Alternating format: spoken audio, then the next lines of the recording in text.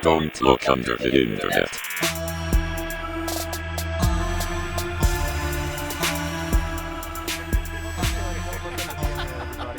I'm moving this along myself. I'm so confused. I am drunk, apparently. I don't know what's happening. So, well, again, welcome to Don't Look Under the Internet. That's Jason. Hi. That's Doug. And I'm Margaret Thatcher. Oh, what do you have for us today, Margaret? Is Is it Margaret or Margaret? No, it's Marge. Merge? Merge. I got this flag that I made for us. She's the one that made the flag, right? No. Who made the flag? Oh, what the fuck was her name? Betty Ross. Betty Ross. Betsy Ross. Oh, yeah. Betty Crocker. I'm Betty Crocker. Martha Stewart. I'm all of them in one. A combination. Tupac. A Tupac Cronenberg. Shakur. I'm a Cronenberg monster of all of these people. Oh, God. Today we have a pretty, I would say special topic, only because it was submitted from a listener. Yeah, one of you crazy people Reached out to us and decided to torture us a little. just a bit. So her name was Emily. She sent us an email saying basically like, hey, Deludi, I've been listening to your show and I think that this is something that you guys would really enjoy covering. It may not be a whole episode's worth of content, but damn it, we'll make it a whole episode. if we can make Gargamel damn near a full episode, I think we can make this a full episode. You're welcome for me getting us back on track so much. Yeah, that's if it weren't for Doug, that literally just would have been an episode about Gargamel and how he likes to turn. We're doing it again. Yep. Let's move forward. Also, I'm moving. I'm Keep really moving. happy that the acronym Deludi is taken off, so very proud of that one. Oh yeah, well, What does it stand for? Do Lorax's undo time instances. Ah, it's very fitting. They don't. Very fitting for They today. don't, though, yeah. That is very fitting. It Look is. at that. I think that's why I put it. But no, if you literally search "Don't Look Under the Internet," you won't really find us too much right now. I think we have to optimize our SEO or some shit. Yes, But yes, we do. if you search Deludi, we are like the first 20 goddamn search results on Google. Especially if you go to DeludiePod at linktree.com/DeludiePod. Boy, does that work pretty well for everybody. Or go to anywhere that podcasts are and just search DeludiePod. If you've noticed Subtle Mike coddling his social baby, My social baby. you Well, get actually- a gold star for the day. Fun fact, I was on Spotify because shout out to Last Podcast on the Left. Love those guys. Obviously. But I was looking up our different episode names just because, I was curious. And we actually do pop up when you search some of the terms, except for Polybius for some reason. Really? Yeah. Out of all the ones we do? There's just so many Polybius. That's fair. It's been Things. fucking beat into the ground. I don't know, man. It was But on The Simpsons. Once it's on The Simpsons, there's no guarantee that you're going to have any horse in that race at all. Simpsons did it. Speak- God damn it. Speaking, okay, a little back on track here. Thanks again, Emily. Shout out to Emily. Yeah, thank If you so much, Emily. If any other listeners have any requests that they want to hear from us, we will do it. We will shill out to you people. We love you so much. We've shouted her out and we haven't even said what we're doing. We are yet. covering. We do... Okay, Mike, hold on one second. We do have one thing that we need to take care of real quick. Hurry! I can't hold it back much longer. Well, you have to. Yeah. Okay, go. So, how much of the Queers for Fears podcast have you listened to? If it's more than one episode, you have a horse in this race. Okay, I would say I think 3 episodes I listened to of her. I liked her Leprechaun episode Oh recently. Yeah. I think my favorite was the Mothman episode they did. Yeah. Well, but that's also my favorite cryptid. Yeah, he's a good boy. So as you guys kind of know, last time on post content, we had a little mid-roll surprise for one of our friends' podcasts, Queers for Fears. I just kind of wanted to, I don't know, Shout about again. well, talk about him for a little bit. Okay. Just help him out. Okay. Go Yeah, ahead. they're fun. They do a lot of movie stuff, which I really enjoy. And I just noticed today that they did a small portion of their episode on Junji Ito, which Yep. I'm real upset about that they didn't hit me up for, because I own all this damn books and I've seen all this fucking movies and animes. But it's fine. I'm not salty at all. No, if you guys are enjoying what we're doing here, you'll more than likely enjoy what they're doing. It's horror themed. It's two very, very good friends. They've known each other for, I think, Abby said 25 years. Yeah. It's a long fucking time to know somebody. That's too long, guys. It's time to break up. That's, I'd say, at least a third of your life, if not a quarter, depending on how long you plan on living. One of my favorites, if you want to go back at it, because I hate the movie. They do one on The Boy 2. That movie sucks ass, but I love it. They talk about it really well. So if you want to go listen to that one, that's one of my personal favorites of theirs. If you guys want us to do a Mystery Science Theater 3000 style like YouTube video with Queers for Fears, you should message us. They don't know that I'm plugging this at all, but if you guys Tweet hit us them. up enough, we can harass them, and Don't harass them. why not? All right, but if you're gonna harass them, say nice things. Well, I'm gonna harass them. Oh, okay, They're gonna that's email different. us. This is our podcast. Let's That's say right. instead of harass, let's have you raid their channel. Yeah. And fill it with nothing but Deptford County. Yes, sir. Deptford County. County of Deptford. Where the hell is this gosh dang place? See, I've never heard of Deptford County. Me neither. I have not. But then Either. again, anything outside of Illinois, I'm pretty ignorant on. That's fair. That is fair. It would make sense that someone sends us a place that we've never heard of, though. Yeah, I'd know it's somewhere near like Seattle, I think, right? Hey, guess where else it's near? Where? Portland, Oregon. One of the America's two best Portlands. If we keep plugging Portland, they have to let me into their subreddit, right? I would imagine I've been so. trying to get in there and be like, hey, you fuckers, listen to this. It's all about you. And they're like, no, we just want people from Portland. 3 of the 7 episodes we've done so far involve your fucking weird town. Very weird town. The pod in Diluti Pod stands for Portland, Oregon Dick. Dick. That's the lighthouse. But no, we're doing a site sent to us from Emily, one of our listeners. So thank you again, Emily. Thank you. She sent this to us and kind of gave us a little bit of a backstory, saying, "Hey, here's this weird site that I found. Check it out. It might be right up your alley."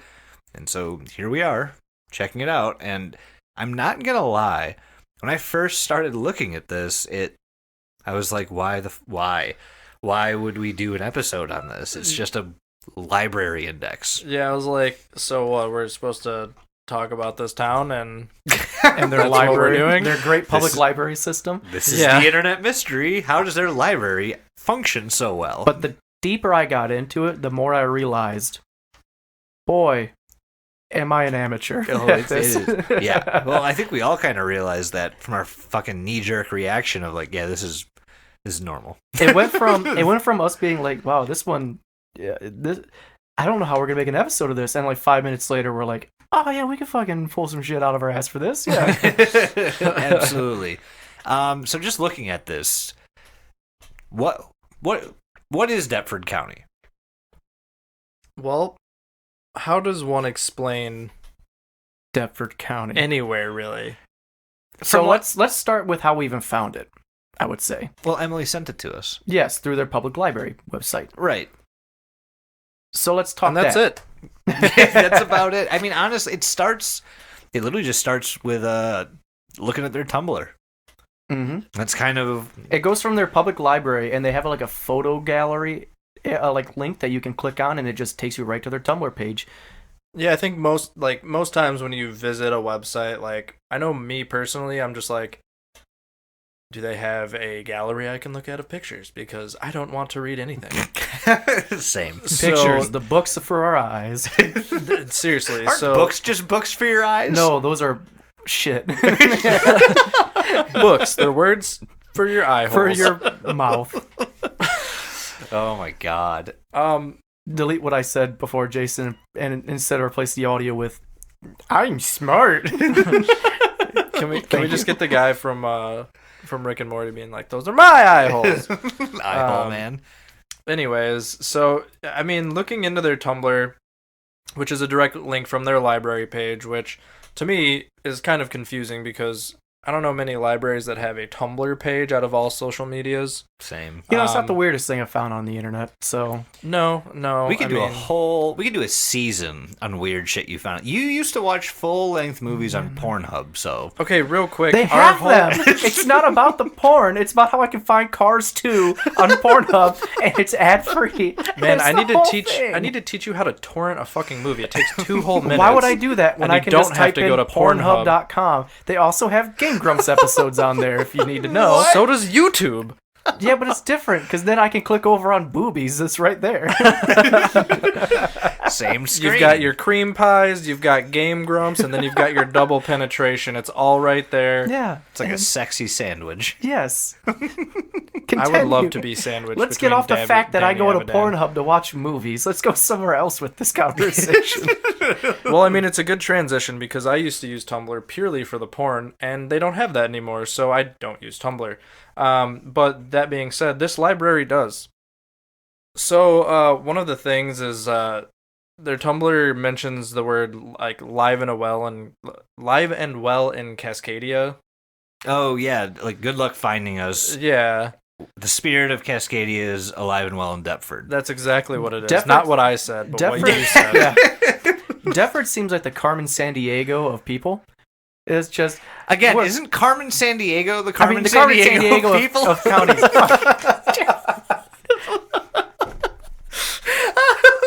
This is where I post my retirement from the podcast. I mean, of counties. It's the my Carmen God. Sandiego of counties because they're. What do they say again? They're like, Where in the world Where in is the she? world is? Catch us if you can in Cascadia, and she's doing the same type of thing. She's running all around. You know what I mean? Go, Doug, go.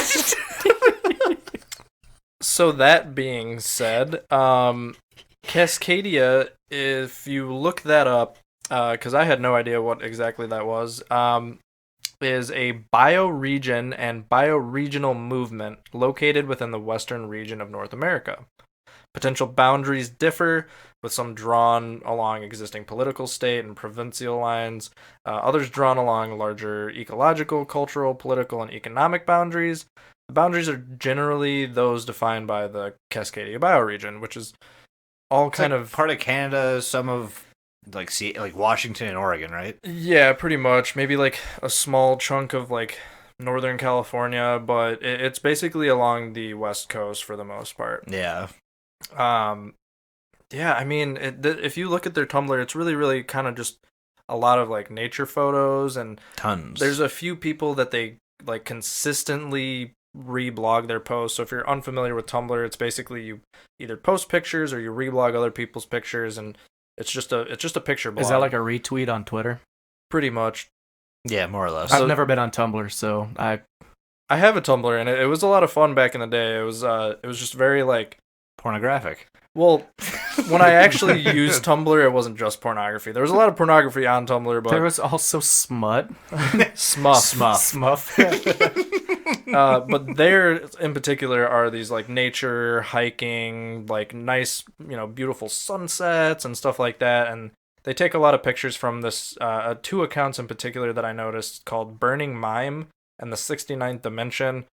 Both of their blogs are pretty much just more nature and hiking, and that's it. I will say the 69th Dimension. They post more. He does experimental photography, Yeah. which was pretty cool, actually. Some of his stuff is actually really, really awesome. So check that Tumblr out if you want. kind of want to message him and be like, can we just have your art?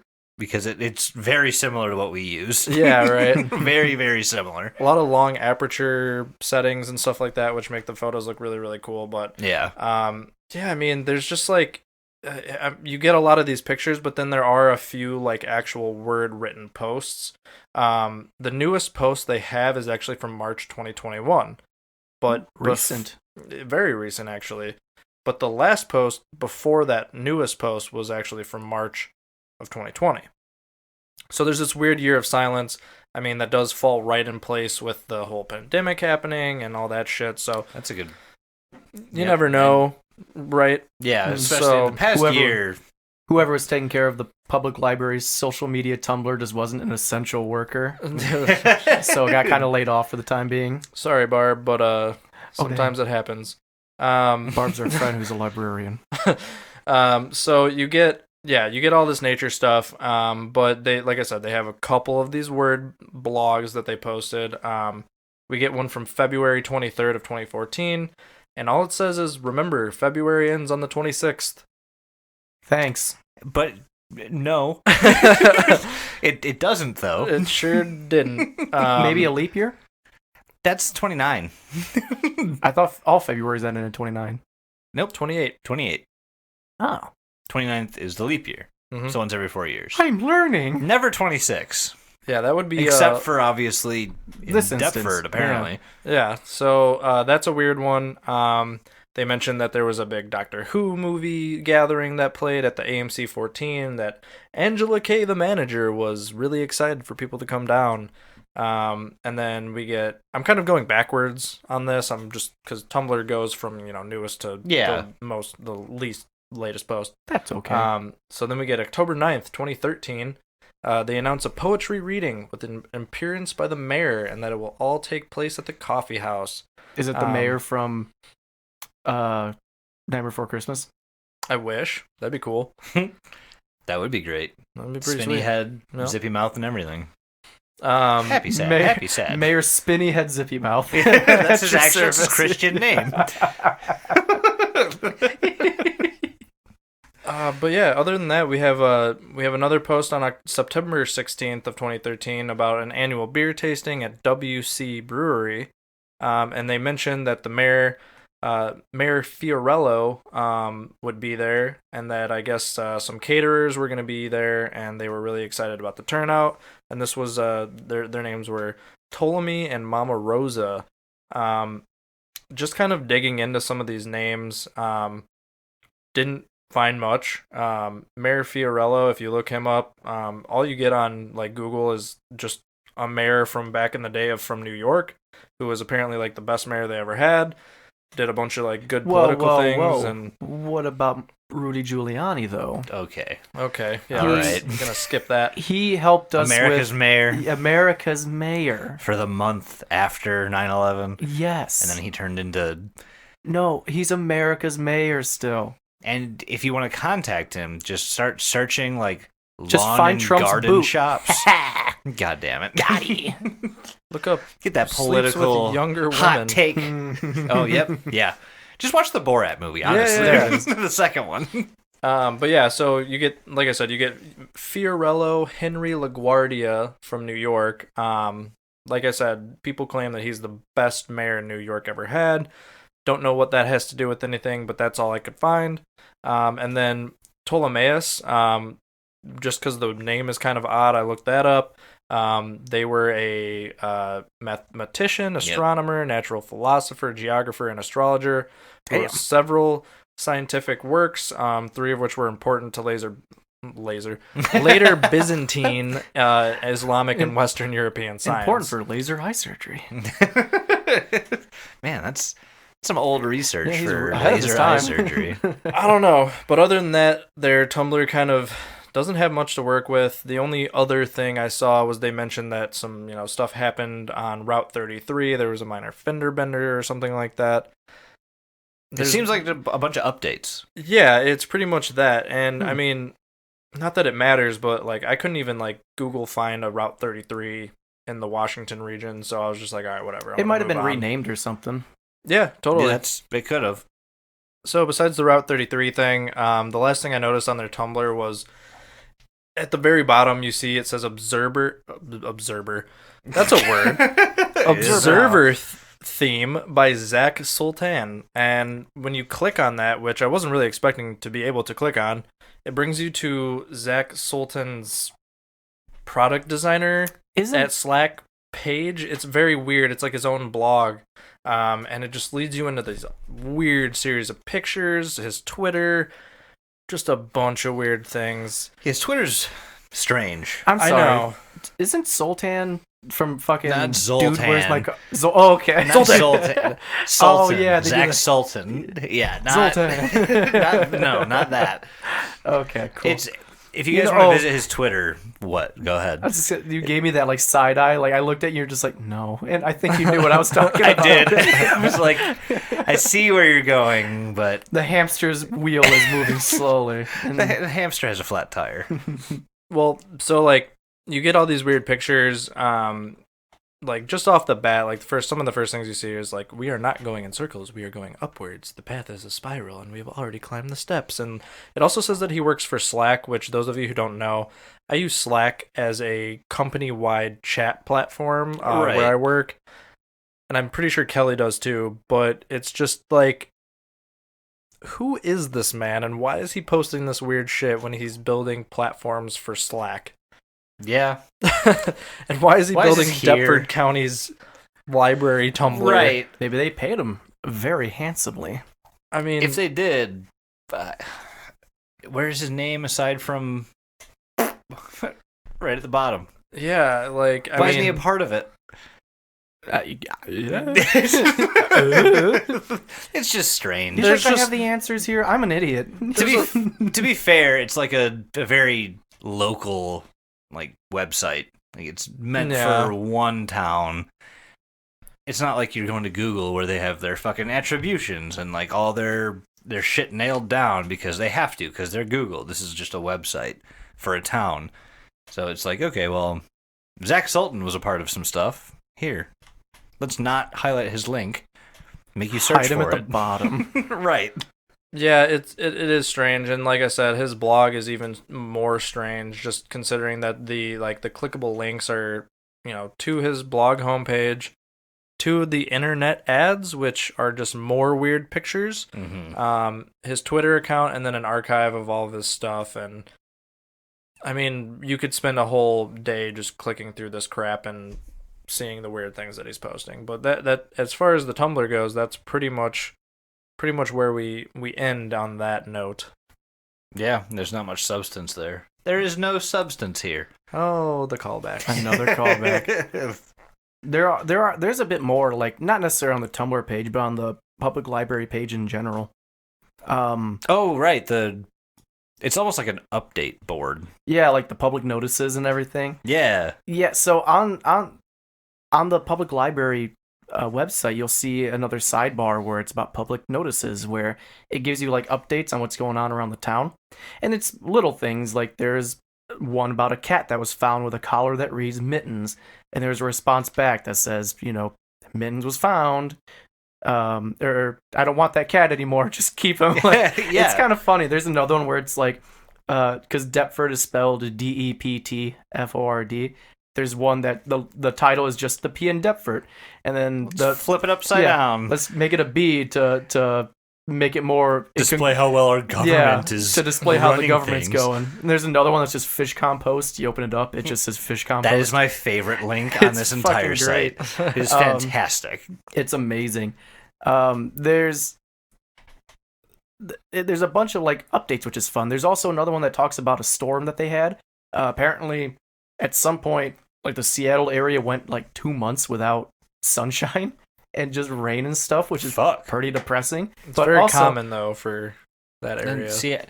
you know a funny joke about Seattle? Go ahead. You want to hear it? Yeah. It rains there.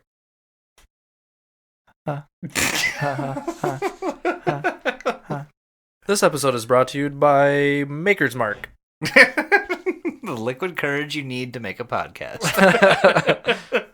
Other than that, though, there's not much on here that matters to right now. Like, again, there's another one that's like Moral Winters, where it's like, forget about the sun for right now. I want those delinquents out of here. And it's just Well, it's some like weird shit. It's like if you visit your local town's notice page. Yeah, I'll do you even one better.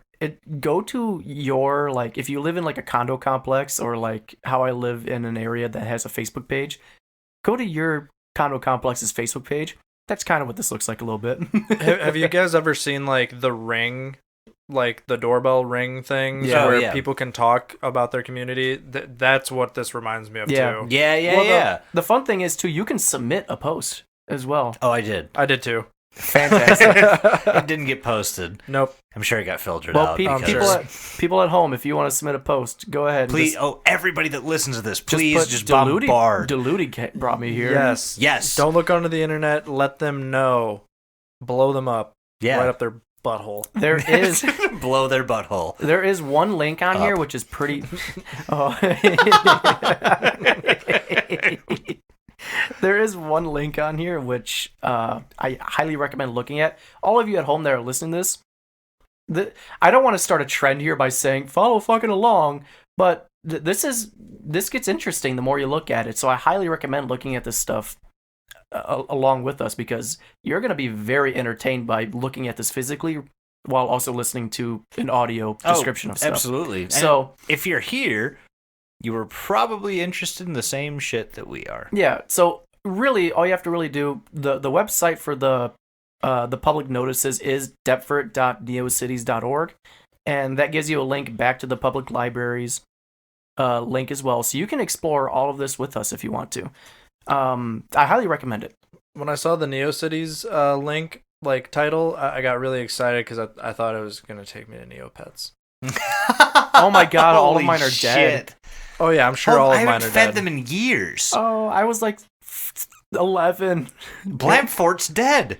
Blamford. Yeah. I'm pretty That was sure. my fish thing's name. I'm sorry. Pretty. Jet Sam? Yeah. Yes.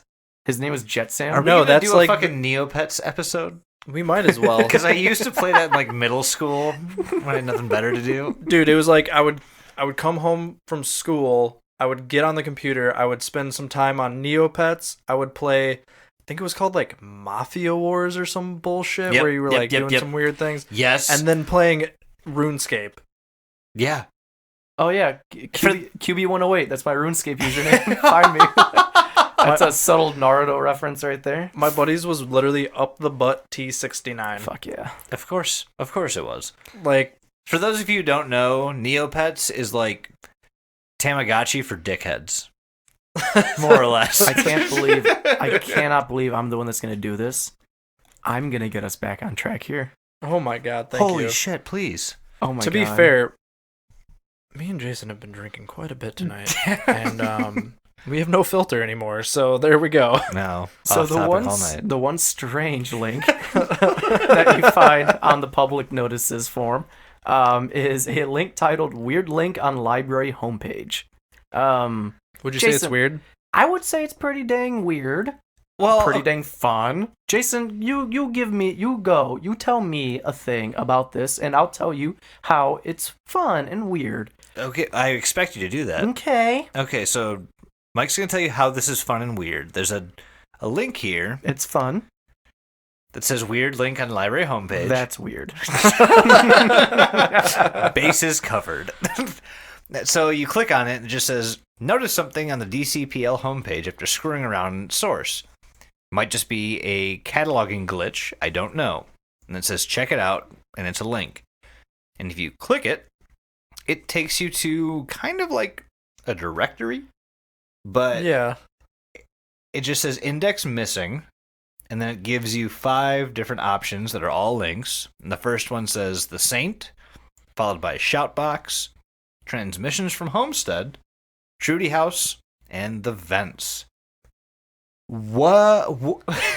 At all? So far, this has been a normal fucking library index page, basically informing you about what's happening in the town of Deptford County. And then you get here.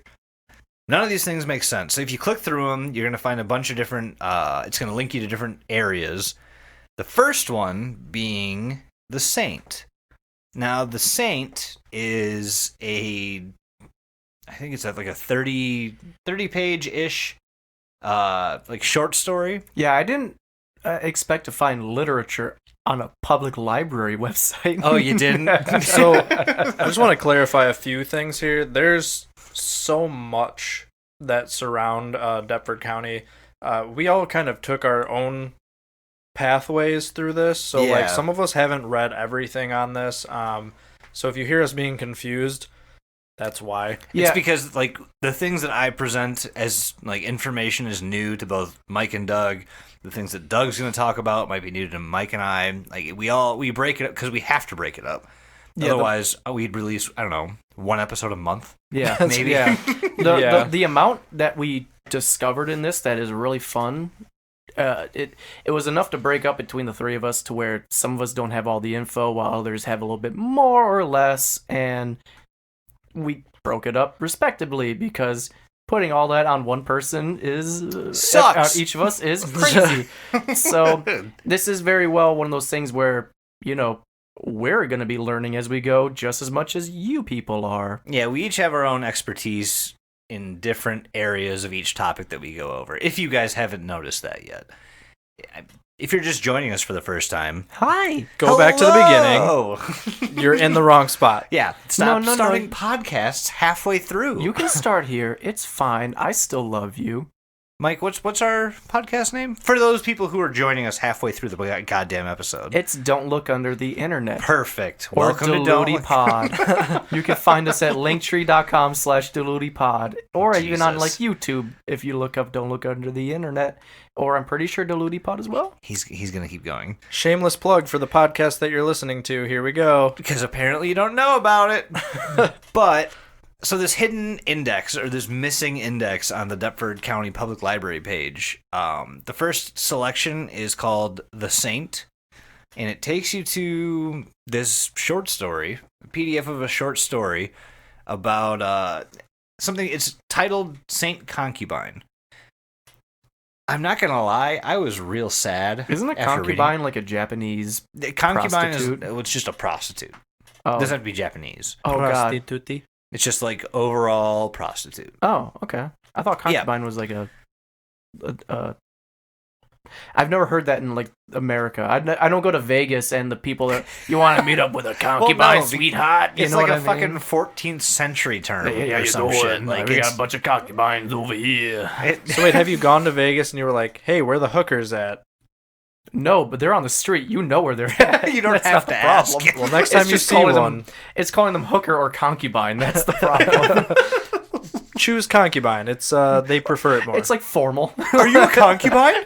Why, yes, sir, I am. Would you like me to suckle your penis tip? No, they're gonna be like, would you like to have coitus? All proper. It's the professional. Is my ankle sexy? Ma'am, that's just enough ankle. So the story Saint Concubine. Again, please feel free to read any of these. They're all pretty decently written literature. This one will make you very sad. It's literally about this girl who goes to school, has an abusive father, a mother that drinks. She gets pregnant, and then her mother dies, and her father just leaves.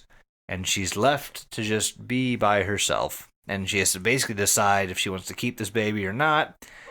She does keep the baby. Mike, your allergies. Yeah, my allergies are awful today. God. They're awful almost every time we record. Well, it makes you sound like a dog. I know, it's a sinus issue.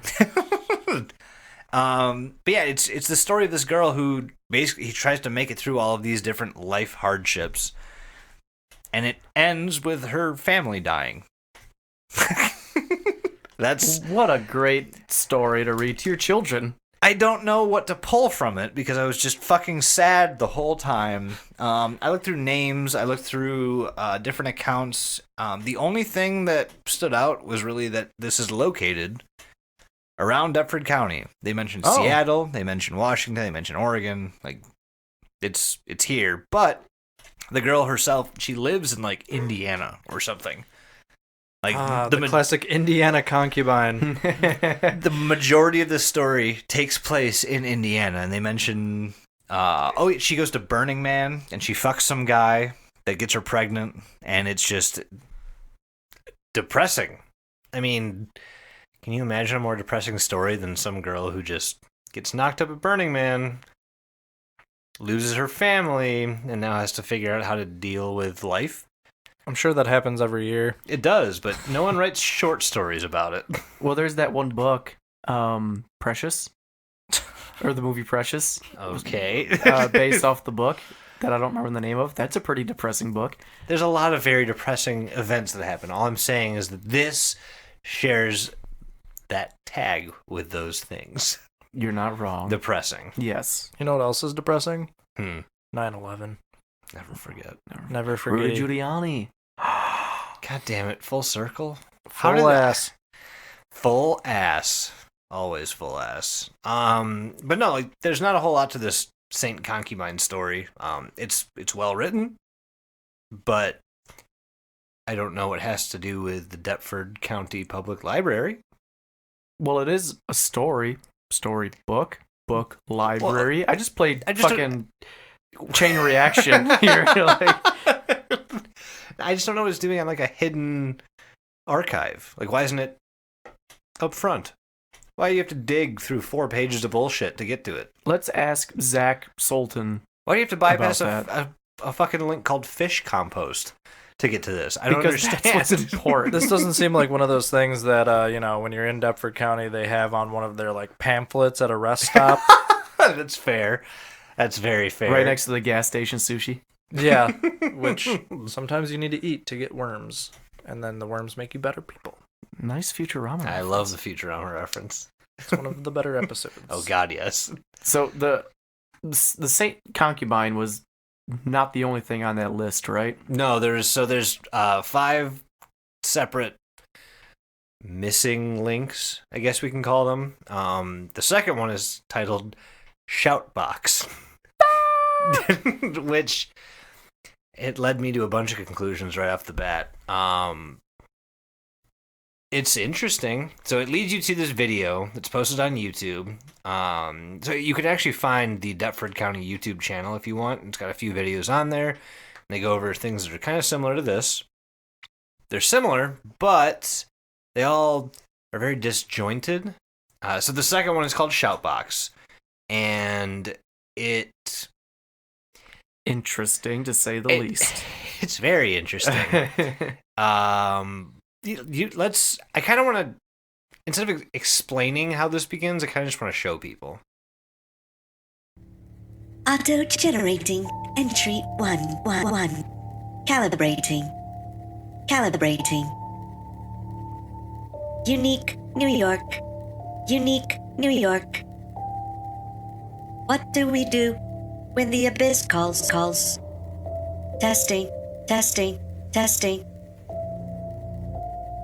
This recording assumes the author known as Sugar Beard. We answer. And that is the first snippet you kind of hear of this video.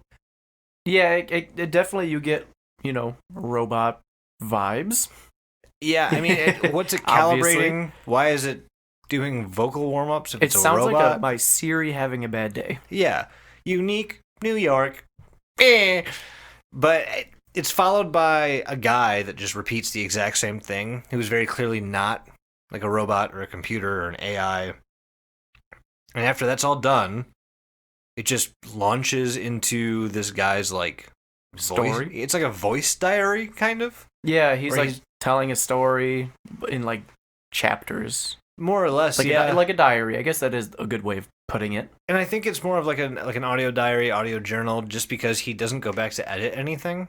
And you can definitely tell that he fucks up a lot of what he's saying, and then he just like repeats what he just said, like he's trying to make a second cut for it, but never goes back and finishes it. That's exactly what I was thinking. It sounds like when, like, if you were to say a sentence like, I'm saying this sentence, and you fuck it up, and And he's you're like, I'm saying this parafruit.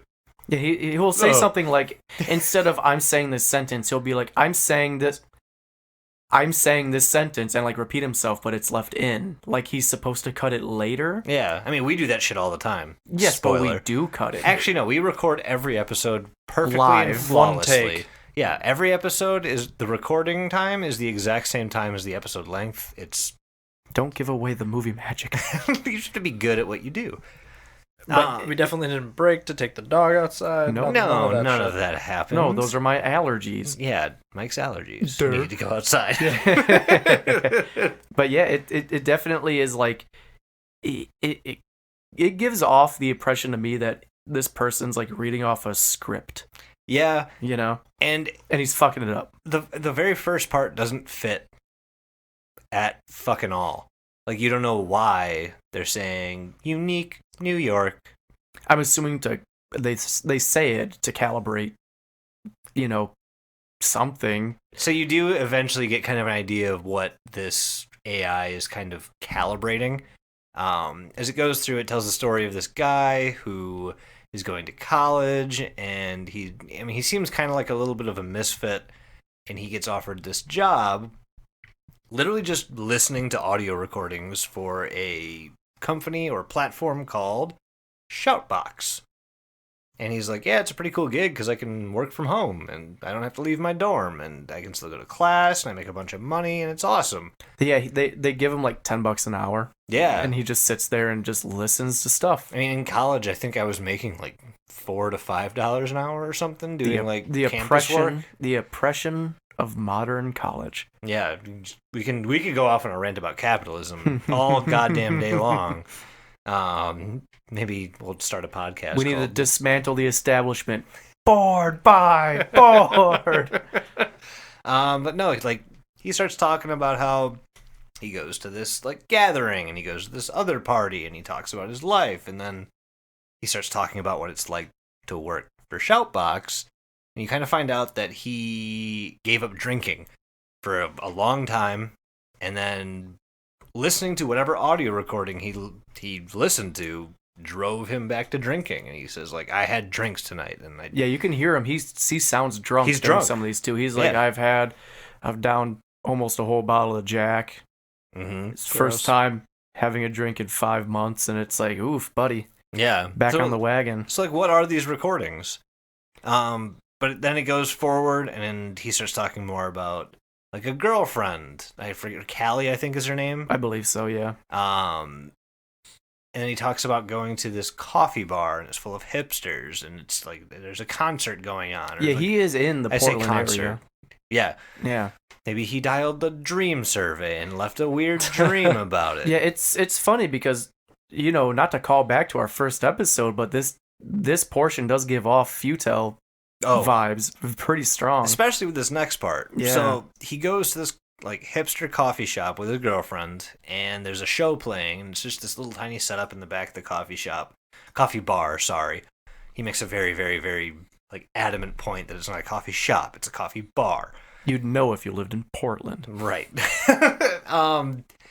And after a while, like the headlining band comes on, and his girlfriend's watching it, and he says like, "I just need some air," and he walks outside, and he sees these what he describes as like Korean telephone booths that kind of pique his interest a little bit. He gets away from the people and he like has a moment to himself and he sees these things. He walks over to them and he notices that it says Shoutbox. Kind of, it's not very legible, but it's inscribed like in the booth. And he goes to touch the door and it vibrates a whole bunch and he's weirded out by that. And then somebody opens the door and says, "Ha, Mike, she's all yours."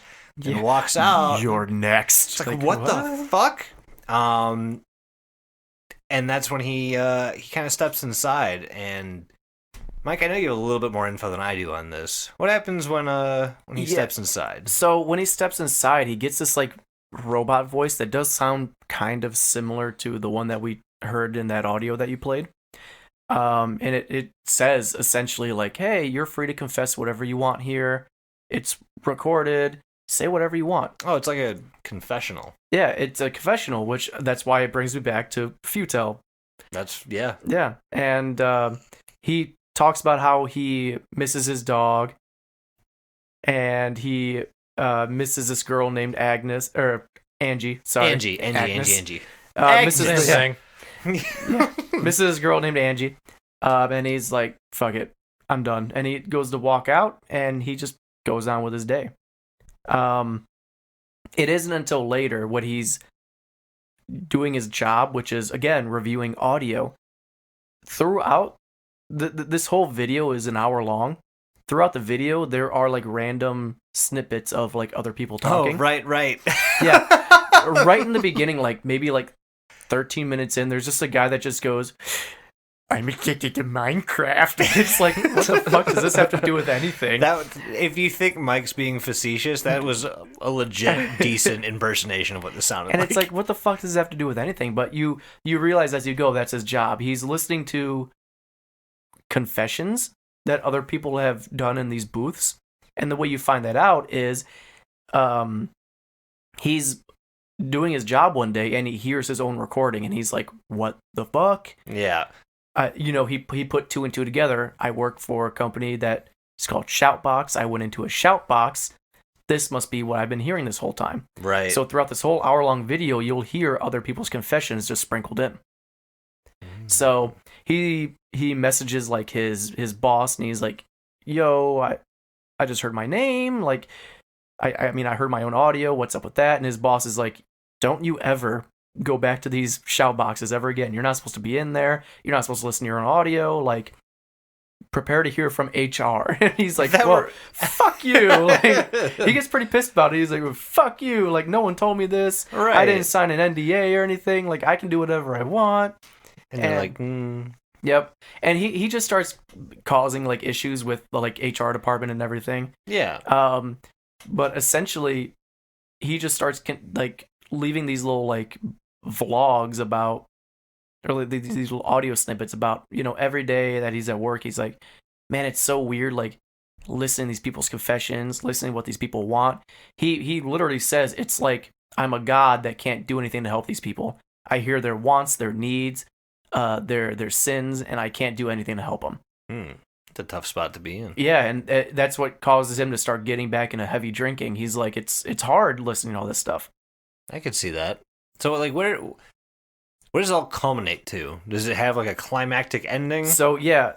So, after a couple, like, I guess, inputs from him, each one is labeled. Like, there's, like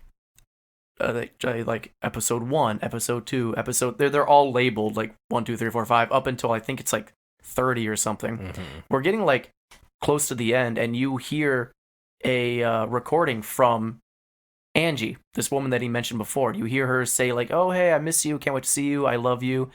And then you hear him just, after that, he gets pissed. He's like, what the fuck? I can't believe they played that shit. What kind of mind games are they trying to play? Mm-hmm. He like goes to email his boss, Michael, and he's like, I'm not playing this shit. Angie died over a year ago. How could I hear her voice now? How is that her voice? Is she even dead still? Mm-hmm. And so he emails Michael. He gets nothing back.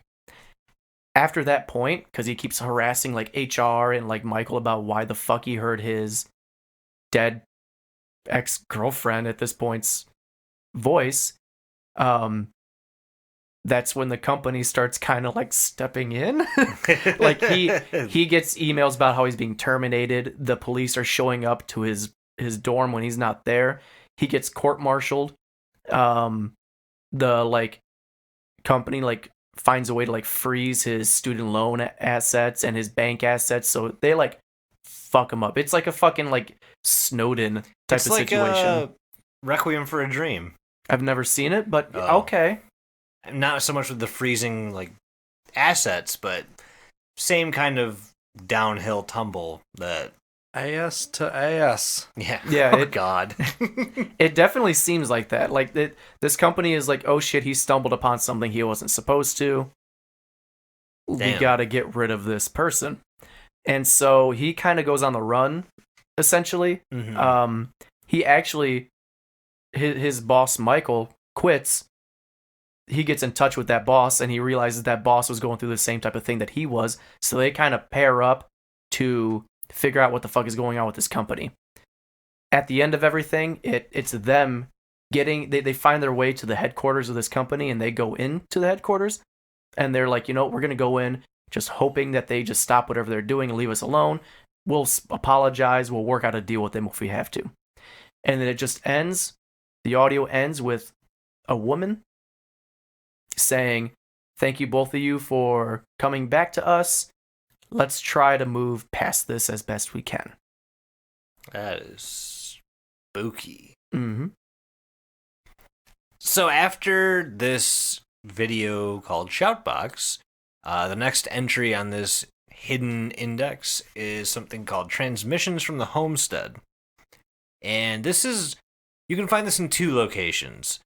The first one is in this little hidden index, and the second one is, you're going to have to dig a little bit deeper to get there. I'm not going to share where it is, but it's like a scrolling text. It's got like that classic 80s internet tech wave background. If anyone's seen Hackerman, or not Hackerman, Kung Fury, the Hackerman portion where he hacks him into the internet, it looks like the background looks just like that. This is just follow along with the public library part probably, because this is the easiest way to get there. Yeah, you can see all the text as opposed to waiting for it to scroll through it. Yeah, once you click on the Transmissions from Homestead, it gives you 5 different links you can click on that give you this full portion. Right. Or you can just click on the archive, which takes you through the whole fucking thing. Yeah.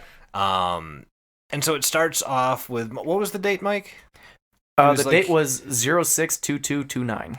So, right off the bat, like 29. Nope. we're not. We either haven't arrived there or we've long since been passed there. it. Yeah. And in my opinion, when I started reading this, I kind of lean more towards like the 1929, just because of the setting. So it talks about this man named Wesley Carnahan, mainly initial WC, and he ends all of his little entries like this. And so this is another like journal entry from either somebody from 1929 or 2029. I'm not sure. You be the judge.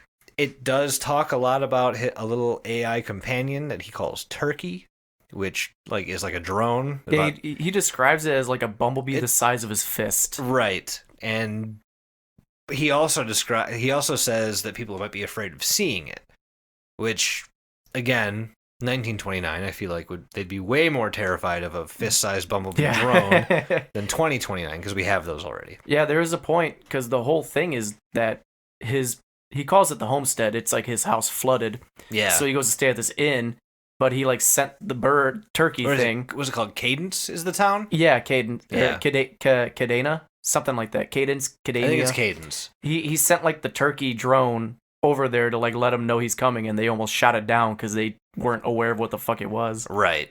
And so it's this it's a long 11 chapters. It's a lot of entries about this man Wesley who is interacting with, like his one neighbor, Cal Merrick. Yeah, Cal Merrick. How he's trying to like drain his property with these diesel pumps, but he also has like perimeter security that this drone sets up for him, to where if something comes on his property, he gets an alert immediately, and they tell him exactly where it's from. And I'm like, it doesn't sound like 1929. Yeah, but then he also has a typewriter that he writes his like journalist articles on. So yeah, and it's weird. It's very, very strange. But for the first few, it just talks about how like his trips to town and his trips back, and like his some critter setting off the security system.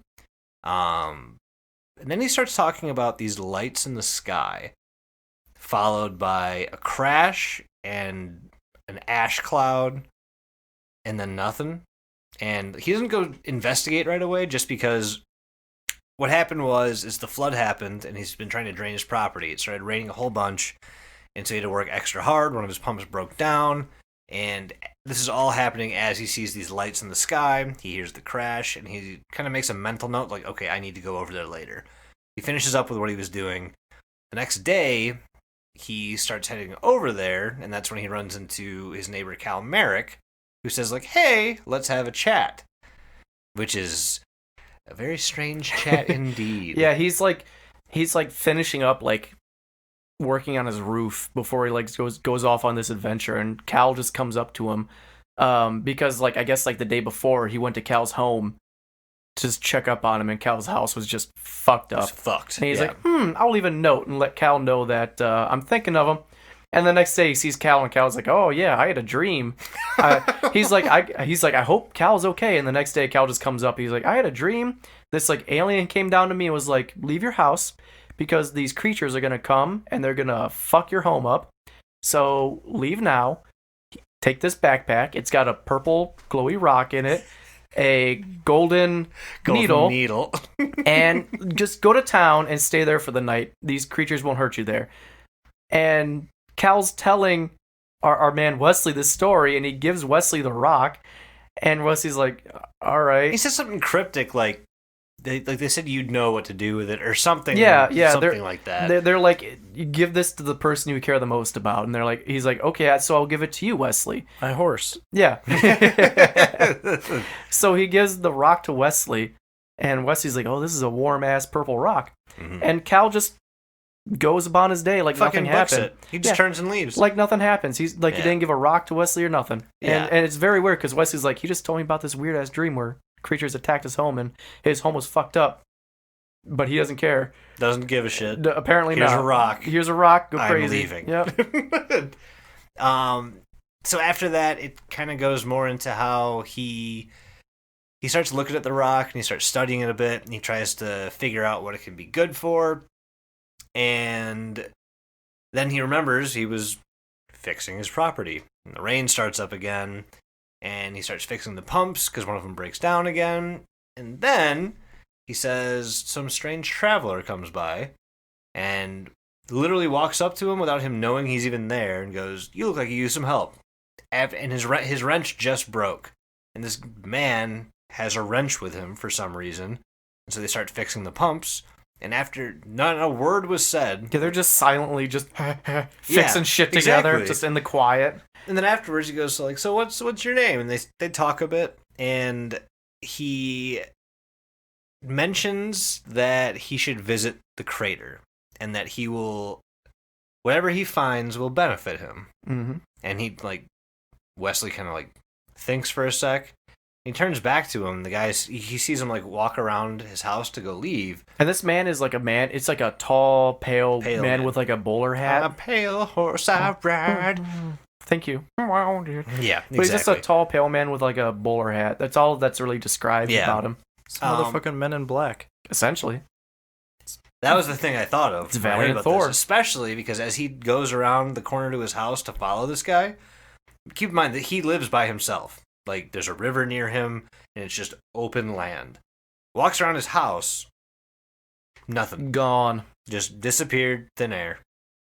The only thing he gets from that guy before he leaves is he's like, thank you for helping me. Can I give you money? Can I give you a drink? Can I give you anything? Sad hand job. What's he? Yeah, sad hand job, please. And the only thing he gets out of him is his name, and he just calls himself Mr. Cold. Mr. Cold, which I don't know. That's a weird fucking name. Today, 1929, 2029. I don't care. It's weird as shit. Very. So after this, he rests for the night, and then he decides to head over to the crater. And to me, this is the most interesting part of the goddamn story. It's the very, very, very end. And so he goes to this crater, and he works his way down, and he finds something. He finds it's like an engine. Well, he describes it as he thinks it's an engine. Yeah, all he knows is it's like this cool blue metal. Mm-hmm. And whenever him and Turkey, his little bumblebee drone thing, got close to it, word to life. It word to life, and it shot out this jolt of electricity, and it stunned his little turkey drone thing and just knocked it out for the time. And so he just kind of put a leather blanket over it and just hauled it off to his homestead, which is his, I guess, cabin. He talked about making his current electronic situation better. Yeah, he talks about enhances just instruments. Yeah, he talks about how this thing just upgrades whatever it sounds like whatever it touches just upgrades. Think of if you took a wrench and then it became an arc spanner from D&D. Mm-hmm. Just think upgrade from Ben 10.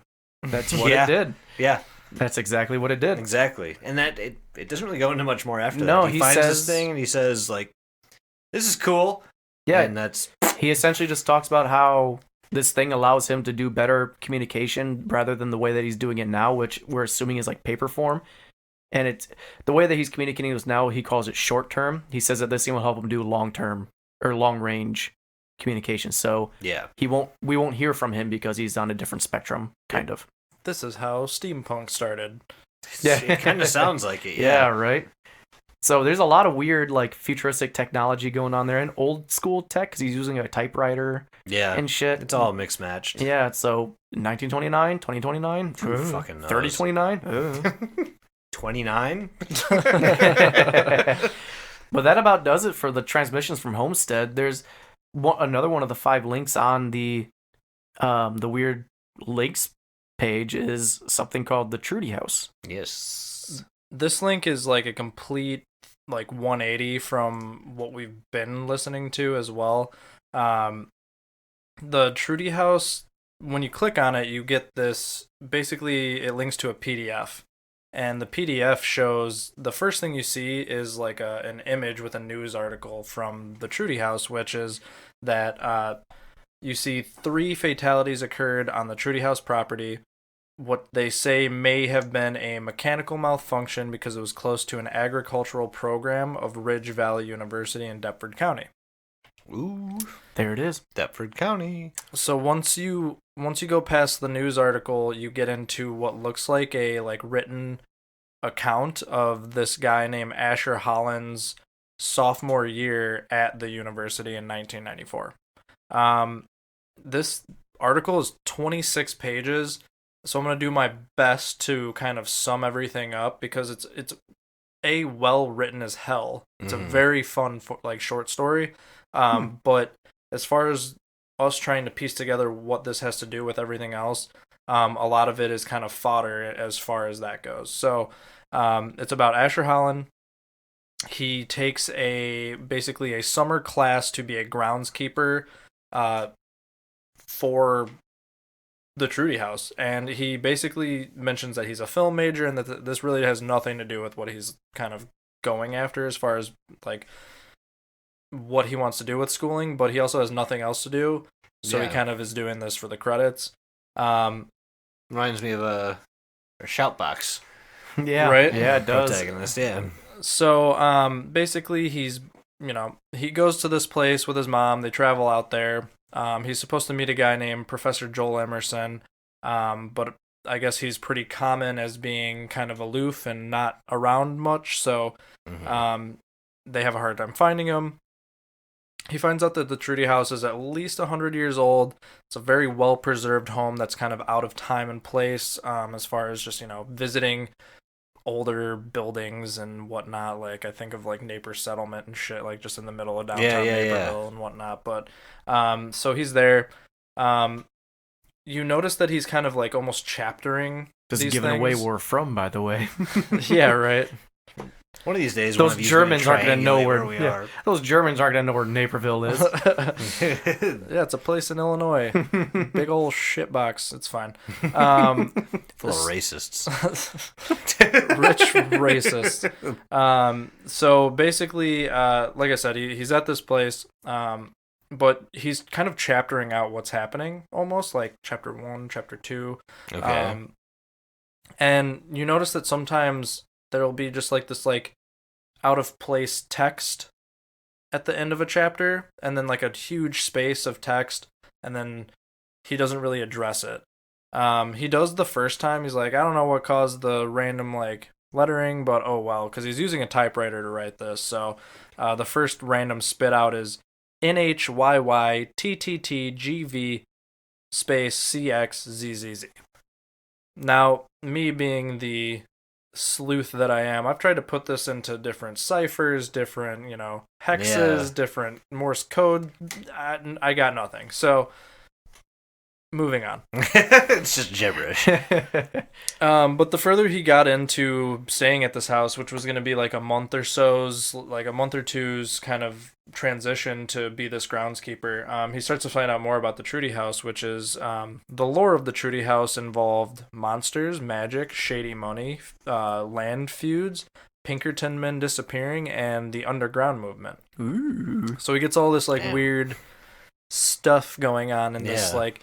Basically, the Trudy House is when class is in session, which I should have mentioned. Like right now, it's the off season, so everybody's out of class. They're at home. They're not at the place. It's a frat house. Oh, okay. Oh, okay. So there's like party hard. Yeah, we just. Oh, okay. Oh, okay. Basically, like he meets this random woman, and they're like, "Oh yeah, I was at a party there like a few months back." Like yada yada. I was looking to get fucked. Well, he was I got talking fisted by 4 guys. he was talking to someone older than his mother, but that's fair. Whoa. Hey, man, age don't matter when you party hard. Age is just a number. It is. No, age is a word, stupid. Dang. You got me there. But yeah, so he starts to learn more about the Trudy house and kind of keeps going about his time there. And then, after a few weeks, he kind of gets hit with this like small town fog is what he calls it. And he says that he almost spent like a whole day in this like weird dream state where he didn't really like have any recollection of what was happening. He ended up at a liquor store and just like kind of came to buying a bottle of liquor, and he's like, well, I'm already here, so I might as well like roll with it. That sounds like me. I woke up with booze in hand in front of the register. Well, I can't say no. This is too convenient. Can't just walk away from this. But he doesn't mention that he drinks or smokes prior to this, so like it's just like weird that all of a sudden he's buying booze. Yeah. But he does meet a couple people. His friend Olivia and her friend decide that they want to come and have a scary movie night with them, basically. And so they come over to the place and they drink a little bit and they smoke some weed and they watch Night of the Living Dead. And he says it reminds him of the Trudy house a little bit, because if you've ever seen Night of the Living Dead, it's this very kind of rundown shack of a house. Yeah. But once they go to sleep, he kind of wakes up to Olivia being like, are you okay? Like, what's going on? She said that he punched her friend in the face and that he was screaming bloody murder in his sleep. And he's like, I don't remember any of this. Like, I really have no idea. Like, I'm so sorry, yada, yada. So he kind of loses touch with those two friends for a little while, and he just starts buying weed off of Olivia, essentially. And so there's these lawn gnomes that are outside of this house. Okay. Thanks for the world building. I just want to preface this because he loves to sit on the deck and like smoke or have a drink and just like kind of watch the sunset and just look into the forest. And there's these like weird lawn gnomes, and like there's this big one, and then it has this like little family of little ones next to it. And he always mentions that they kind of seem like they're like looking up at him, staring at him, and sometimes they seem kind of like just like devious and Are gnomes whatnot. not always looking up? They have to, right? I don't know. I don't care. I don't know. I hear gnomes are dickheads, but that's for another episode. Yeah, right. Another cryptic corner. Yeah. Gnomes. But so long story short, he starts having these nightmares of these garden gnomes actually like fucking with him. I thought you were going to say fucking him. No. And my butthole puckered a bit. So at this point, he's been at the Trudy house for like a month now. Some of his duties were like fixing things around the property, and there's actually 10 acres of land surrounding this place that he's kind of in charge of, like kind of patrolling, quote unquote. But like I said, he can never find the professor, so like his duties are very like lackadaisical. He doesn't really have anything he's supposed to be doing. Okay. But he does look for stuff around the house to fix, and he starts fixing things and then noticing that they're broken again, and like just these weird like anomalies that keep like kind of start happening, and they're all coinciding with him having these like nightmares. Almost like he's Haunted? in like I don't know, like a time loop of broken things. Or is Sort haunted? of. But like they kind of coincide with these nightmares that he's having. So like once he starts realizing that these things are broken again, he starts waking up with like dried dirt on his hands or dried blood on his hands, or there being like sludge in the basement where he fixed like a window, and it's really, really weird. He's been there for like a month now, and he's starting to just kind of break the fuck down. He's drinking more, he's smoking more, he's fixing things that keep like becoming broken. He's having these nightmares, and then finally he goes to Olivia and he's like, please just come over one more night. Like, I just really need someone to stay here with me. Just come over. And she's like, all right, cool. Maybe we'll lay off the weed, we'll watch a funny movie, and maybe do some coke. But she was being sarcastic. And then basically the last entry we have is him saying they came over. Entry done. There was 3 people at the house. Oh shit. There's no entries after that. You said, But there's one at the very beginning. You said 3 people died, right? The very first thing you see when you start reading this PDF document is that there was 3 bodies found on the Trudy property. Mmm. Look at that. Look at that. Look at that. Oh, goosebump. Goose pimples. Now, I might have missed it there for a second. Did that mention anything about the Trudy House being in Deptford? Yeah. So the Trudy House is on the Ridge Valley University's property, which is in Deptford County. Okay. So, really the only thing connecting all of these, aside from incredibly depressing, sad premises for all these stories, is that it's centered around Deptford County. Pretty much. Deptford's definitely starting to sound like somewhere that I'm not gonna vacation to.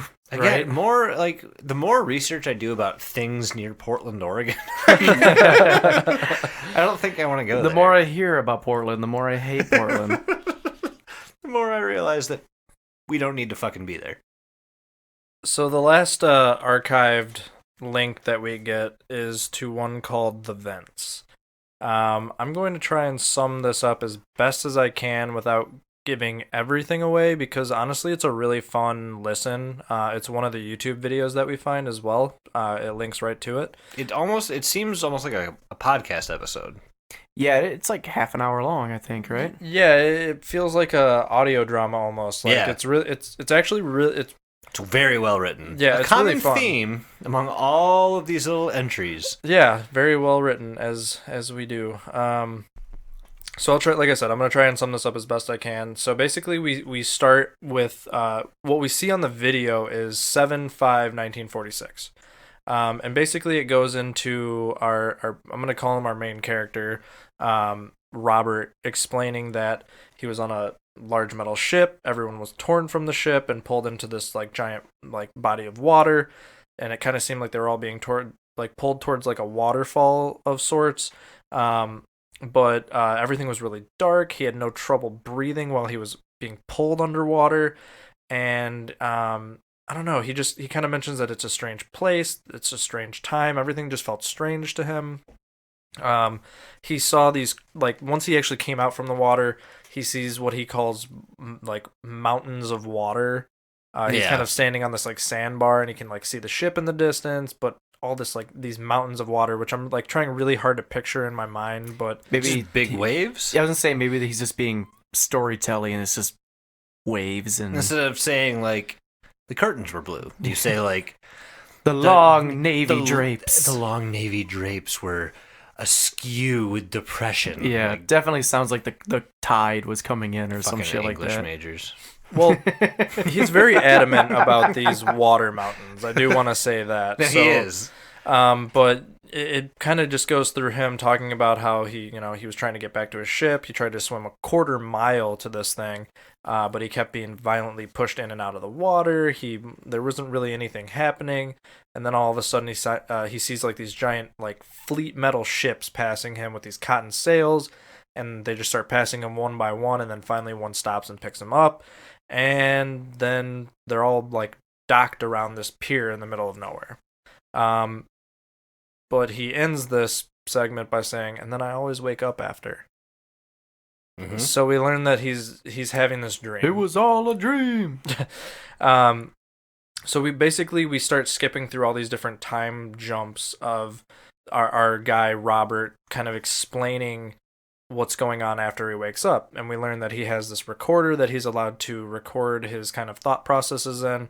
And basically we follow this guy through this descent into what I would call madness or insanity. I don't really know for sure. I would agree with that. Full-heartedly. Full holdly. Headly. Full on. Fur to bird, Birdly. But yeah, happily. he does mention that just based on his surroundings that he thinks he's somewhere in the northwest, like Pacific Northwest. So right there, we're kind of in the same area that we've always been in with all these other stories that we're seeing. The people that have him won't tell him where he's at, and he kind of doesn't seem to think anything of that other than he's like, well, it makes sense. It's like, Just okay. explains it away by saying, well, that makes sense. You're somewhere in the Galapagos. Yeah, all right. Yeah. Oh yeah, Tracks. okay, that's Fell fine. asleep in Illinois, but yeah. But basically, we get these recordings. They kind of skip like weeks or days or months even, and we get these like big time skips where he kind of starts explaining everything. There's these two main characters that are with him the whole time, Randy and Sandy, or Sammy, I'm sorry.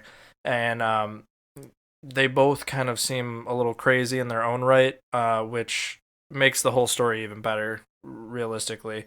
But yeah, he kind of goes through all this stuff, and throughout it, you hear him say that he's a mechanic and that he's then a serviceman and that he doesn't know what branch he is in the military. And Doesn't he talk about like he like snaps to remembering that like there's a mission?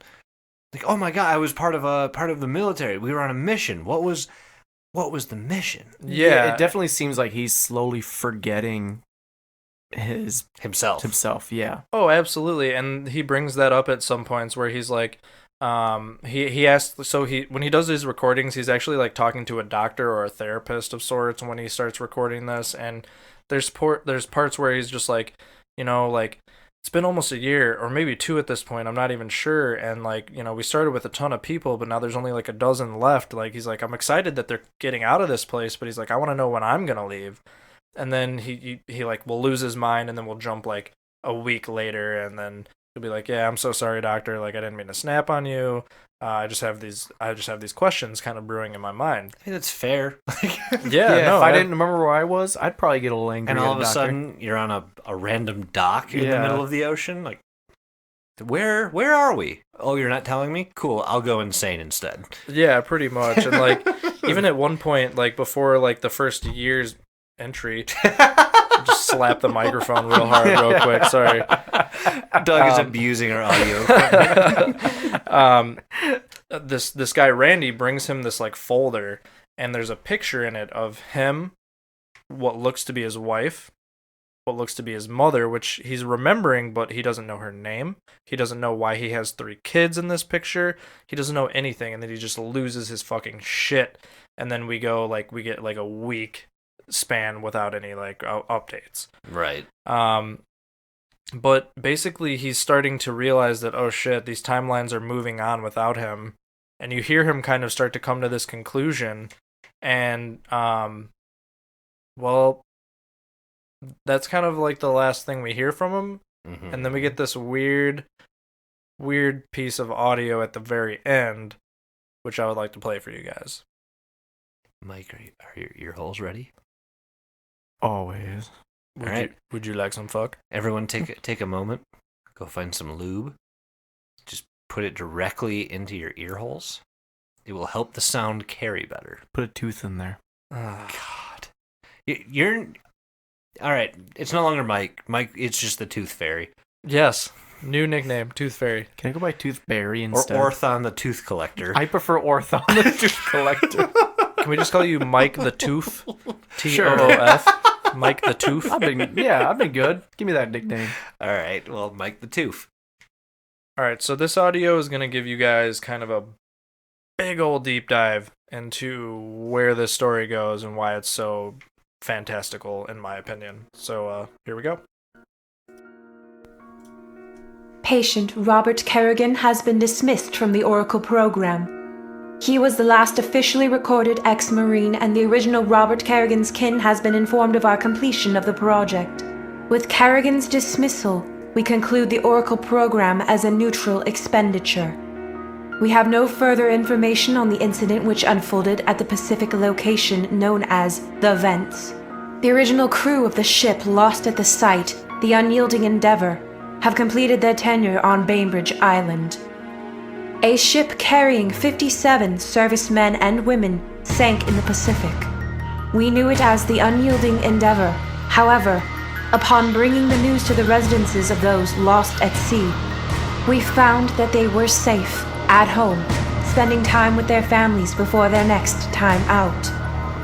One morning a week or so later, dozens of small, single, and dually operated light vessels drifted into Slate Harbor under Deptford County Port Authority.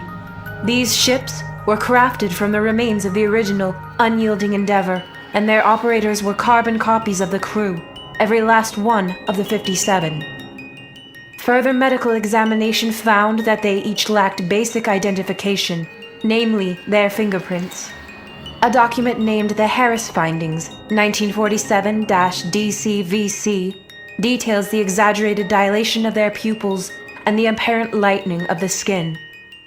Robert Kerrigan, along with his friends such as the Sammy O'Hara and Randy Miller noted in his audio log, have been eliminated from our databases. Their bodies have been disposed of, and they no longer exist, along with the rest of the crew. Their original records of death are our only public displays of information on their status as of current. When the unyielding Endeavour sank, and the waters around that area began to churn, something odd happened. A series of seafloor vents seemed to have opened simultaneously to the ship sinking, and nearly everyone in the wreckage died in the incident. But these patients, the ex-Marines chronicled in this log, suddenly showed up one day on the shores of Bainbridge. They were not the same sailors on board.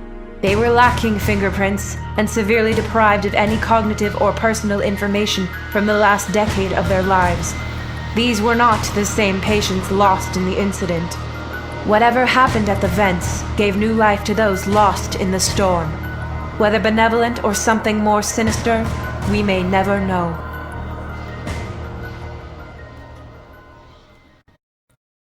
So that audio is probably the best part of that whole video, in my opinion. Oh, yeah. Kind of ties everything together. Yeah, it really does kind of show why these people don't remember why they're there. Yeah, and I definitely highly recommend take the time, listen to the 30-minute video. It's really, really fun. As far as that goes, though, I do want to mention that basically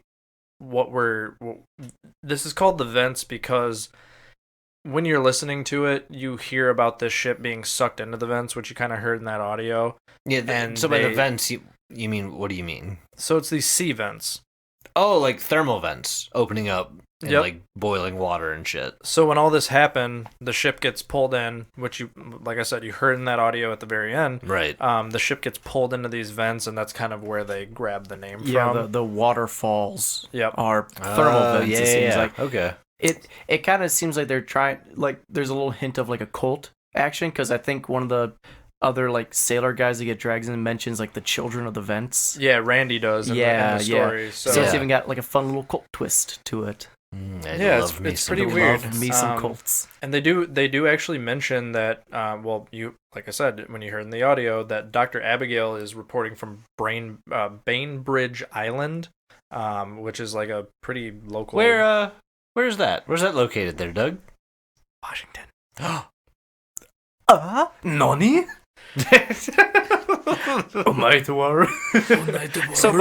So by Deptford County. Yeah, which they also mentioned. Yeah, they the mentioned last Deptford part of County. it. Yeah, they sure did. Mhm. So there we go. It's full-assed circle. It's just fucking Full ass. It's weird that all these strange ass stories are centered around Deptford County. It's very Twilight Zone feeling. Oh yeah, definitely. Speaking of Twilight, I feel whenever I have a couple drinks of my own, I put myself in a Twilight when I go to bed.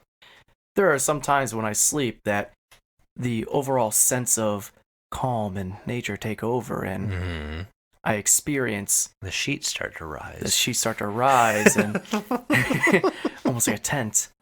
But I start to experience these dreams almost. I wouldn't say lucid for myself because I'm not in full control. Have you ever tried lucid dreaming?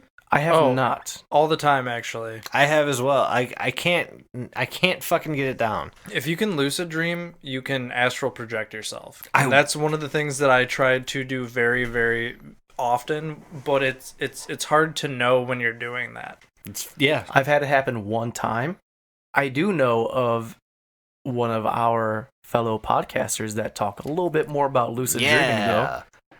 Oh my god, I'm actually very, very excited that the Dream Stream. Yeah, Dream Stream is a podcast that got a hold of us and wanted to just talk about each other on each other's podcasts, and I think that it fits super fucking well considering our very first episode was about the dream survey. Fits perfectly. Yeah, exactly. He's actually going to be divulging into my dream that I had on the dream survey, so hopefully he doesn't tell me that I'm like weird or He might. something along those lines. He doesn't I'm need sure to I'm weird, but he doesn't need to say that. Like, it's just apparent. I also That's have fair. another dream that he can use if he wants to. It's the only somewhat lucid dream I've ever had in my entire life. So if he wants to use that, he is more than welcome to ask us, and I will give him a rundown of what happened. But it's very interesting to listen to him talk about how his experience with lucid dreaming goes. Yeah, it's his whole podcast is about. I think it started with him attempting to lucid dream and kind of sharing his experiences about it. And and him practicing over each episode. You see like the improvement. You know what I mean? I know that all of you out there listening to us tend to spark up a doob while listening. I would highly recommend doing that to his. Get yourself a fucking Roll up a baby's leg. A baby's leg. There it is. But he also takes like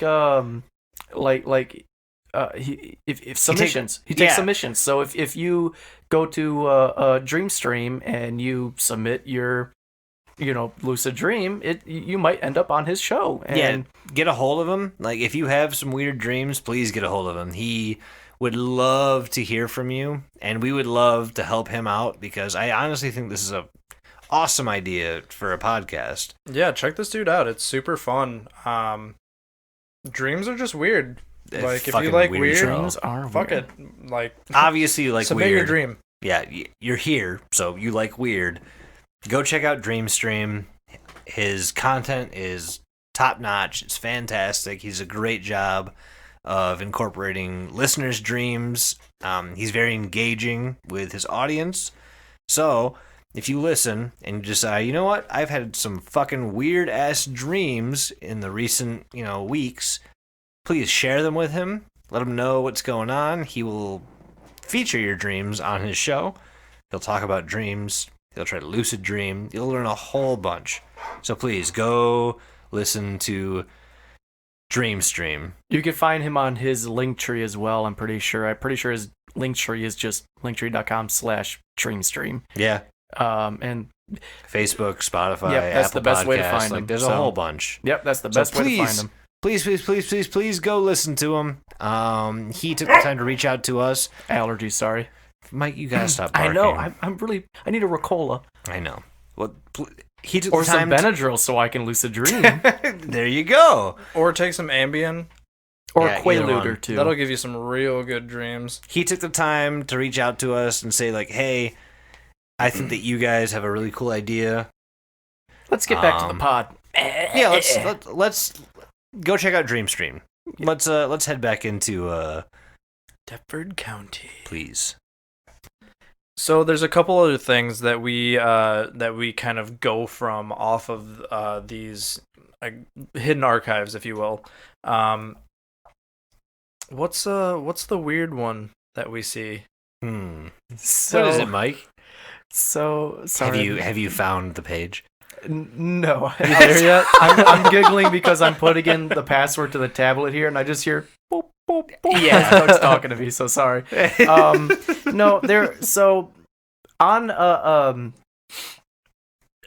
the page with the transmissions from Homestead, if you click on transmission, I believe it's 2. If you click on, if you drag your mouse over to it and hold over to it, you get these 2 side tabs that drop down. You get one to these things, to 2 links. One connects you to Moonbog, the other connects you to a Twitch account. Moonbog, it seems like a news article page. Doesn't really have much to do with what we've been going over here. It's mainly some guy just writing articles about how much he hates like Trump, and it's honestly it's just cult like. Yeah, one of the images you see is like Trump screaming with a bunch of hate words behind him. Yeah, and shit. it's very like I don't want to say propaganda, but it does you have can, that. Though. Well, yeah, I will. It's almost like a weird outlet for whoever's writing these articles, because like just going through some of them, you see one where he's like almost shitting on Kobe Bryant dying. Yeah, which I was like, what the fuck? It's like this Moonbog is just for this guy just vent, but in kind of a nice like journalistic point of view. You know what I mean? Like, oh, not like deep ocean vents, like. Oh yeah, like we just mentioned. Gotcha. Yes. But it's like he's very he knows how to write. You know what I mean? Yeah. but he just writes about weird shit. Everything is different. He talks about like I think he talks about like the 4 horsemen of the apocalypse at one point. I believe There's one article that follows like a specific murder. Like yeah, it goes on and just on a bunch and of bunch of weird shit. Other than that, there's that much to the Moonbog. It's very basic, just a guy ranting in what looks like a news article format. That's about it. There's one more. So when you were talking about that clickable drop down link, Yeah, there's 2 of them. There's Moonbog and there's the second one, which is the second one Segway. takes you. Yep. What's the fastest way to get around town? Scooter. A bird scooter. You're probably right. Yo, bird scooters are the shit. When I went to Gen Con in 2019, those things were fucking lit. Like, I'm not even kidding. Like, I was zipping around downtown Just Indianapolis. fucking leave it wherever like, you want. Just Call fucking, it a day. well, You know what? you don't leave it anywhere. You leave it in a fucking You zone. be a A bird civilized station. person. A bird nest. Dude, no, not even kidding. So the streets in Indianapolis, just have to say this, they have these like red and green like pieces of the street where your bird scooter goes faster. So if you're Oh, driving shit. on the sidewalk, you're going at like 1 set speed, but if you're on the street in this zone, you're just fucking flying. Yeah, it's like in Mario Kart when you're on the green arrows going forward, you go faster rather than the red ones going down. They're making Mario Kart in real life with scooters. It's fucking awesome. That is all. Thank you for coming to my TED Talk. Anyway, second tab. What does it Second say? tab. So the first one goes to Moonbog, which is just a bunch of political bullshit. The second one goes to a Twitch channel by the name of Mozan Marzipan. I love marzipan. And at first, when you first click it, it shows 0 videos or this user is not online, so you can't view anything. If you click around a bunch, you do find one video. It's a 30-second video of him like mixing some songs together for like. Like actually him, or is it like a screenshot it's- of his computer? It's like a screen cap of his desktop. Oh, cool. Yeah, it's like you can't see him. That's all it is for 30 seconds. Is just that. And when I saw this, the internet investigator in me went, "Why is this here?" This is again none of the things on this page fit together really. Mm-hmm. They're just, good writing. Deptford County. Yeah. That's about it. Does that go anywhere else? The Twitch thing? Well, it did. It led me to a few places. At first, I was like, this is leading me nowhere. This is leading me nowhere. I spent a solid 4 hours just kind of trying to get to the bottom of this shit, which is why I didn't exactly know all of my topics this week. So thank you, Mike, for picking up the slack. Well, of course. But so I found this Twitch user, Mozan Marzipan. And Did you just do what I did and literally just copy paste that name into like Twitter and Facebook and everything and see what came up? I typed in like Mozan Marzipan. I typed in Mozan Marzipan Deptford. I typed in Mozan Marzipan Twitch. I typed in a bunch of search terms. Eventually, I got to a Twitter account under the same-ish name. It's slightly different, but it's definitely the same person. I compared the profile pictures between the Twitch and the Twitter. Mozan Marzipan is an alias for the author of a short story by the name of the House of Fletcher. Ooh. I didn't know what the fuck this had to do with anything at first. And so I looked at that, I go, okay, that's kind of cool. Why are you a part of this? Right? Like, out of all the things, why are you embedded in this back end part of the website? Yeah. And I looked a little bit more into the House of Fletcher. In the House of Fletcher, it's all centered around a building called the Benjamin Macy Memorial Hospital. Now, if we go way back to the Tumblr, which you got to from the very basic the public library website, the first image you see is a dilapidated old stone building with the title of Benjamin Macy Memorial Hospital. I'm sorry to cut you off. I just had like a fucking brain. I saw it in your face. I just had a brain melt for a second. Your brain came all over the table. They mentioned that hospital in the what video is that? You got three choices. The one that I just watched today. Shoutbox? Shoutbox, yes. He mentions he works near that, or he lived near that. Oh shit! See, I didn't even catch that. That's what I was talking about. We were talking off microphone about a connection between the two. I thought it was a bridge. It was the hospital. That's what it was. So Benjamin Macy Memorial Hospital is a picture on like the landing page for Deptford County. If you Google search that, you will pull up two things. One is this current website that we're viewing, the Deptford County site for the public library that leads you to all these back-end bullshit links. The other one is for a short story called The House of Fletcher. Ooh. Now, for me, this is probably the first big lead that we've gotten on this whole fucking thing. If you read through The House of Fletcher, you see that it's about a group of children, not children, like teens, I guess, that go visit this abandoned hospital in a place called Deptford County. I'm still getting over the fact that I was mind blown that I remembered that the hospital was in here and in the shout box. Well, there's a lot of random connections that we like haven't really talked about as far as that goes. There are. I mean, there's a ton of connections, but they're very small. And each connection is very small. As of now, they don't matter. Nope. At all. Nope. And you'll see why a little bit later when we go through like what we all kind of think about what this is. So this hospital is kind of a star location in this short story called The House of Fletcher. If you look up who wrote The House of Fletcher, it brings you to a Twitter handle by the name of Mozan Marzipan, which matches the Twitch stream that is linked directly into this hidden archive.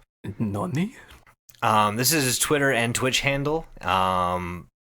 So, being the curious fellow that I am, I decided to tweet at him with the link to the Deptford County site that we've been deep diving here. Diss you. And I just said, you know anything about this? And that's it. And he literally replied back with two words, just fish compost. Which, if I'm being honest, I could not have asked for a better reply. I would say, not only is that the funniest fucking thing, but that's a pretty solid confirmation considering there is that fish compost. He at least took a look at the link I sent him. Yeah, right? Which I wish he would have said something more telling to say like, hey, yes, I'm a part of this. But he didn't. He just said fish compost. And it's on the page that I sent him, so he could have just pulled it from there. One of the things that I've been thinking, though, is there was a random string of letters in one of these posts, yeah? Which one was it? Doug, right? Which one was the one with the random string of letters? That was the Trudy House. So, like, yeah, there's like random, like, it was just letters and right? commas and periods, like, that don't really, I couldn't decipher, basically. So there is a certain cipher that uses a key to decipher it. I was kind of thinking that if you put fish compost as the key, and then plugged that string of random bullshit into it, it might spit something out. I'm not sure. It's very possible. This is literally a thought that I had like 20 minutes ago. So, I mean, we can definitely check it out. Or, you know what? Even better, you guys can check it out. If one of you sleuths out there decides that it's worth your time digging into, I mean, this is all over the Reddit, subreddit ARG. Like, people talk about this and are like, what is this? And I don't fucking know. That's the thing. I wouldn't even say this is all over that subreddit. This is pretty damn niche. Yeah. Well, would you say we're at the conclusion here? I mean, yeah, I was going to say, you kind of name dropped the, Are we the ARG Reddit. Yeah. I don't mean to say this is an ARG. What I mean, like, I've been searching through Reddit to find out what exactly this is. Like, I tweeted the fucking author of a short story that shares a name with the city that we're researching right now. So like, this is all long shots. Let's have some fun here. Let's play the game that we played last time. On the count of 3, let's I'm all good. say Yeah. real or fake. 1, 2. Oh, on go. Sorry, Come on on, go. man. 1, 2, 3, go. Ready? 1, 2, 3, go. Fake. Yeah. To me, this seems like the world building stage of any kind of story. Like an author. If Yeah. you do any fucking research into this, Mm-hmm. you will find out that none of these places exist. None of these people are real. If you even look into the transmissions from the transmissions fucking link, Yeah. if you read the transcripts, there is a point where they actually kind of give you the fucking location of where the homestead is, Mm-hmm. which is based in Deptford. But he tells you it's 14 miles from here, east, 2 He miles, tells you the 2 miles fucking, north. like, he gives sea you, level yeah, orientation. Yeah, it's like negative Point 0.042 or something like that. Yeah. He gives you all this information you need to know to find out where exactly Deptford would be in the Seattle, Washington, Oregon area. And again, you found this fucking author to it. I think this guy's just trying to fucking advertise for his writing. I agree. So, me being who I am, I tweeted at him saying, "Do you know about this?" He literally just replied, "Fish compost." I don't know what that means. There's Yeah. there's no strong leads to any of this. Now, what does fish compost mean? A lot of these stories, I get strong Stephen King vibes from this, because not only do all these stories take place in one area, like Deptford, like Stephen King does in Maine, but in all Stephen King novels, they all kind of have like a slight hint towards the other novels. Like you get the turtle, from all Stephen King things. In this one, you get a hint towards being a journalist. You have a journalist here. You get a hint towards, boats in this one and this one. You get a lot of small school in a school. You get very small hints but in again, all of them. world building, like It's world building. writers, everywhere. That's how they start. You start with, look at the fucking J.R.R. Tolkien. He started with a language. Dwarven, Tolkien, Whatever. fucking pleb. He started with a language, Yeah. which moved on to a culture, which moved on to a region, which A moved on to a world. country, which moved on to a whole fucking world. And that's how you start all of these things. So to me, it's a giant world building exercise. It sure is. And I really, one of the biggest things is I hope this dude wrote all of these short stories and like these different, like, I guess, other I feel like parts he of did, it, because yeah. they're so well written.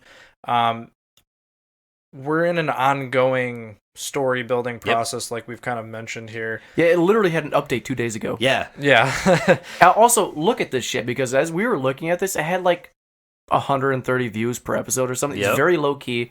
Check it out. It's very fun. Very, very, very fucking interesting. hidden. Just look at it, because this is really cool world building for a story that this guy's obviously trying to tell. And it's Or been going for a fucking 7 hot years. minute. Yeah. It's 7 years. So hopefully, it picks the pace up a bit. Please, I don't want to have to come back 7 years from now being like, all right, so do you guys remember what we talked about 7 years Right. ago? Also, No. remember, What's that, Sonny? Yeah. if you're going to look it up, remember it's Deptford County, Deptford. Not Deptford Township.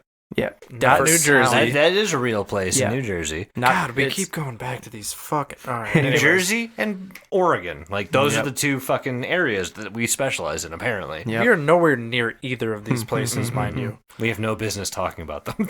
Well, boys, I just want to say, how do you want to finish this off? Well, I'll let you two go first. I've got Okay. mine. So I will say, I want you to take your toothbrush, run it under some hot water. Sorry, Okay, I dropped done. I dropped my toothbrush. I was getting prepared. I was in the moment. Take your toothbrush, like I just did, run under hot water, scrub your friend's teeth, and if you can't find a friend, scrub your pet's teeth. Also, if you think that's not what we're doing directly after we end this, you Dead wrong. oh, buddy. Yeah, blow your audio out with that one. You take your beans, you take your peens, you mix them together, and what you have is the facts It's a fruit salad. Yummy, yummy. of Peebus. And I just want to introduce this new product. It's Peebus with extra fizz. Crispy Peebus. Crispy Peebus. I mean, I'll obviously always stay paranoid, but as we kind of roll out of here, I would like to enlighten all of you to the wonders of fish composting. No! Oh, no. We are absolutely doing this. Look us up at If I had to Diluti Pod. fucking look up how to do this and what it is, we're hearing about it. You can find us at Diluti Pod everywhere you go. Go to our link tree, linktree.com/DilutiPod. Look at our YouTube channel. Don't look on the internet. Facebook, Twitter, Instagram. It's all Diluti Pod. Just look up Diluti Pod. You'll find us. Smash that like button, ring Smash that bell, like button. stick your dick in to a fish I'll rub your compost. tummy. I won't kiss it because HR. I'll rub your tummy. All right, though. you guys are just putting off the fish composting No, now. yeah, Yep. the music's already playing. It's going over you It's right not. now. Fish compost, go. So, fish composting is achieved by using 3 parts carbon to 1 parts nitrogen, or